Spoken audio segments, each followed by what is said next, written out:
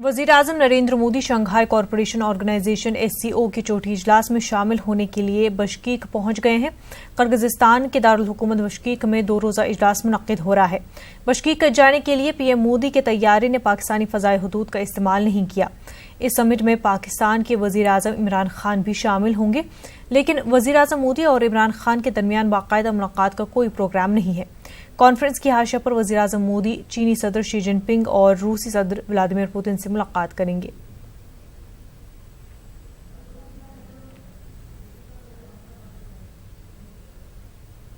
आम बजट की तैयारियों का सिलसिला जारी है। बजट की तैयारी के सिलसिले में वज़ीर खजाना निर्मला सीतारमन मुख्तलिफ शोबों के माहिरीन से सलाह और मशवरा कर रही हैं। बजट से कबल सलाह मशवरे के ताल्लुक से वज़ीर खजाना निर्मला सीतारमन ने माहिरीन की एक मीटिंग में तबादला ख्याल किया। सीतारमन अपना पहला बजट 5 जुलाई को पार्लियामेंट में पेश करेंगी।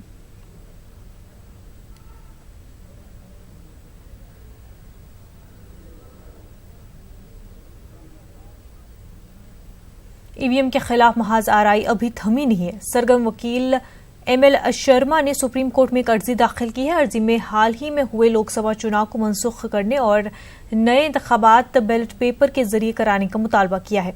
अर्जी में कहा गया है कि अवामी नुमाइंदगी एक्ट के तहत चुनाव सिर्फ बैलेट पेपर के जरिए ही कराए जा सकते हैं।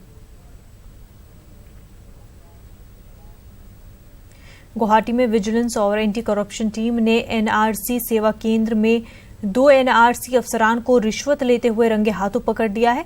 गुवाहाटी के गणेश गृह में वाक़े सेवा केंद्र में NRC के 2 मुलाजमीन ने एक खातून से NRC से मुतल्लिक़ किसी काम के लिए 10,000 रुपये रिश्वत ली थी।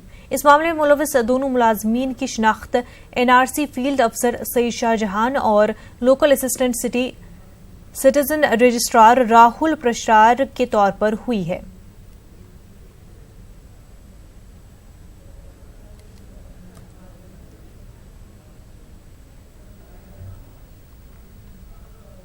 आंध्र प्रदेश कानून साज असेंबली के स्पीकर के तौर पर T सीताराम को मुंतखब किया गया है। अबूरी स्पीकर S अप्ला नायडू ने इंतखाब का ऐलान किया। हुक्मरान जमात YSR कांग्रेस के 30 अरकान असेंबली ने सीताराम का नाम की तजवीज़ पेश की। उनके इंतखाब के बाद वज़ीर आला जगनमोहन रेड्डी ने सीताराम को रस्मी तौर पर स्पीकर की कुर्सी तक पहुंचाया और अबूरी स्पीकर ने ऐवान की कार्रवाई उनके हवाले की।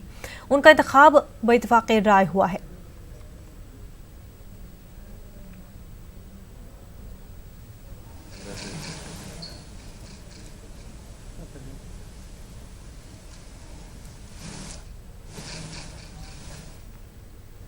हिंदुस्तानी फ़ज़ाई के लापता तैयारे में सवार तमाम अफराद हलाक हो गए हैं। आज इस मामले की तफ्तीश कर रही टीम ने इस मामले पर अपनी रिपोर्ट दी है। फ़ज़ाइये ने तैयारे में सवार तमाम जवानों की शहादत की तस्दीक करते हुए उन्हें खराज अक़ीदत पेश किया है। फ़ज़ाइये ने शहीद हुए जवानों के नाम जारी किए हैं। अरुणाचल प्रदेश के सियांग और शियोमी जिले की वादी और जंगलों की तफ्तीश के बाद ये रिपोर्ट सौंपी गई है। तैयारे का मलबा वादी सियांग में समंदर की सतह से 12,000 फुट की ऊंचाई पर मिला था। 3 जून को यह तैयारा लापता हुआ था। यह तैयारा उड़ान भरने के तकरीबन 33 मिनट बाद ही लापता हो गया था। इस तैयारे में 13 मेंबर सवार थे। जम्मू कश्मीर के गवर्नर सत्यपाल मलिक ने अनंतनाग हमले के लिए पाकिस्तान को जिम्मेदार ठहराया है। गवर्नर ने श्रीनगर में मीडिया से बात करते हुए कहा कि कल का फिदाइन हमला पाकिस्तान की एमा पर किया गया है। उन्होंने मजीद कहा कि इस तरह के हमलों से हमारे इरादों पर कोई असर नहीं पड़ेगा।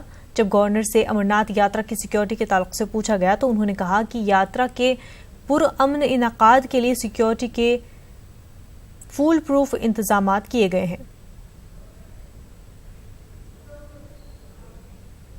हार्ट गोज फॉर देम और मैं उनकी फैमिलीज़ के साथ हूँ।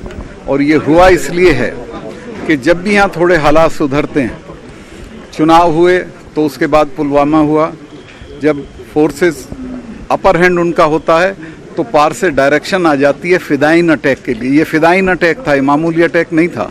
लेकिन मैं उनको ये कहना चाहता हूँ जो इसमें इन्वॉल्व हैं कि हमारे इरादे पे इसका कोई असर नहीं पड़ेगा और हम इनको सॉर्ट आउट करके दम लेंगे। खासतौर से यात्रा के रूट पे हुआ था क्या?